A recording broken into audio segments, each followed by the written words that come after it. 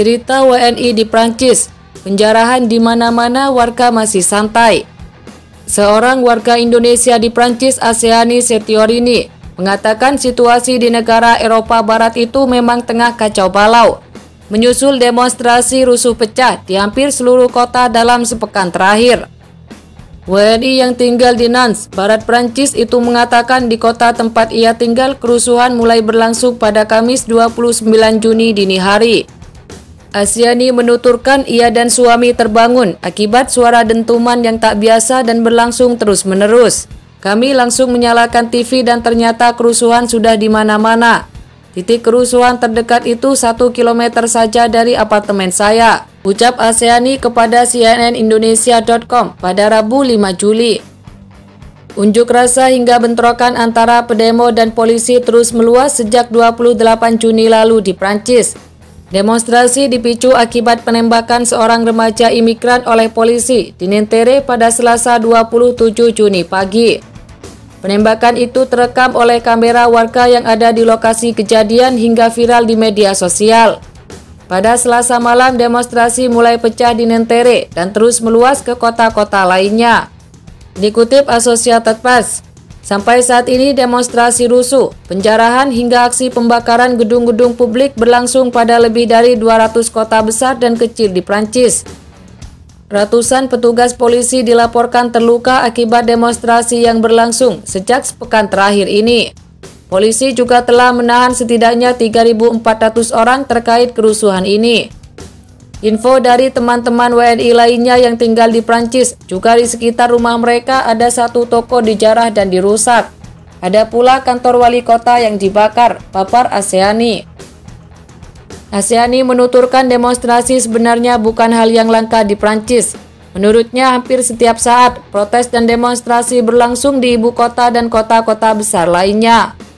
Tapi memang yang demonstrasi sekarang ini parah, ya benar-benar rusuh. Selama 2 tahun saya tinggal di Prancis baru kali ini melihat kerusuhan seperti ini, paparnya. Meski kerusuhan terus meluas, Aseani mengatakan sebagian besar masyarakat masih beraktivitas seperti biasa. Sebab kerusuhan sebagian besar terjadi di pinggiran kota-kota besar. Sementara itu, menurut perempuan yang akrab disapa Seni itu, pusat kota masih aman dan tentram.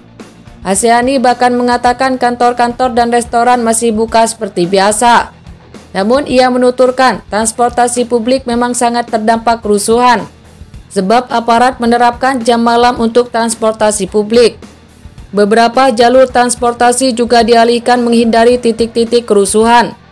Aseani mengatakan ia pun harus beralih menggunakan sepeda karena kereta bawah tanah yang biasa ia tumpangi tutup lebih awal akibat curfew.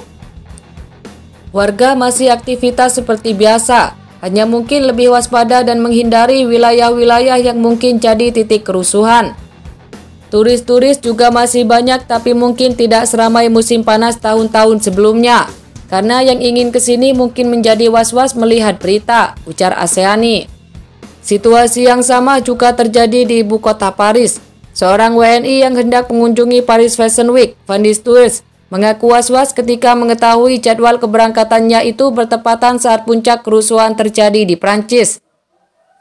Vandy mengatakan ia tiba di Paris sekitar Minggu 2 Juli.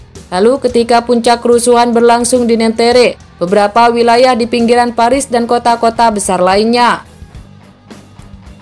Vandy merasa beruntung lantaran sejauh ini lokasi yang ingin ia tuju selama berada di Paris bukan merupakan titik-titik demonstrasi. Kemarin saya sampai Paris hari Minggu. Di beberapa tempat di luar Paris masih rusuh. Tapi kalau di tengah kota Paris sih adem-adem saja. Malah ada Karnaval Tropikal 2023. Ucap Vandy kepada cnnindonesia.com pada Kamis 5 Juli.